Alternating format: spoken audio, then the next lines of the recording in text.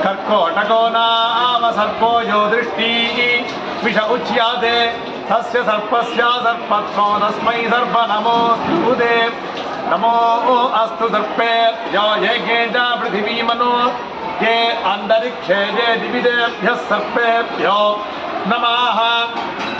या इषावो या दुधानानां ये वा वनस्पती तनु ये वा आवडेषु चेराते सूर्यस्य रश्मिषु येषामप्सुसदः कृतन्तेभ्यः सर्पेभ्यो नमः सर्पराजाय विद्महे सहस्रफणाय धीमहि तन्नः सर्पः प्रचोदयात् तत्पुरुषाय विद्महे महासेनाय धीमहि तन्नः षण्मुखः प्रचोदयात् श्रीर्वर्चस्वमायुष्यमारोग्यमामीधात् शोभामानं महीयते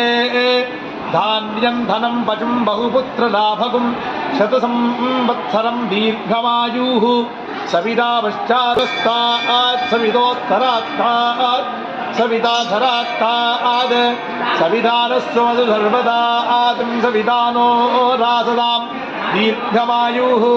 सन्त्वासिञ्जा विजनुषा प्रजामाजुर्धनं च अहिरिव भोगैः पर्येति बाहुञ्जायाहेतिं परि बाधमानः हस्तघ्नो विश्वावजुनानि विद्वान् पुमान् पुमागुं सम्परिपादु विश्वतः या गुङ्गूर्या श्रीबालीया राकाजा सरस्वती रुद्राणी मह्व उदये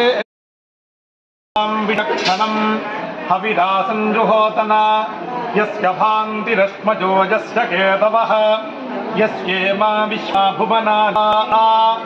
सकृत्तिकाभिरभिसंवसानः अग्निर्नो देवस्तु विते दधातु स्वप्नस्वप्नाधिकरणे सर्वन्निष्वापजाजनम् आसूर्यमन्यान् स्वापजाभ्यूषञ्जाग्रिजादहम् अजगरो नाम सर्पः सर्पिरभिषो महान् तस्मिन् हि सर्पः सुधीतस्तेन त्वा स्वापजामसि सर्पः सर्पो अजगारः सर्पिराभिषो महान्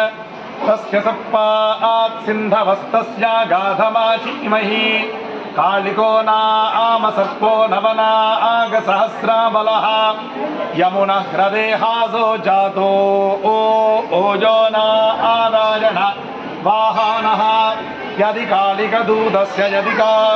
कालिकात्माजात् जन्मा भूमिमतिक्रान्तो निर्विषो जाति कालिकः आयाहीन्द्रपतिभिरीलितेभिर्यज्ञमिमन्नो भाग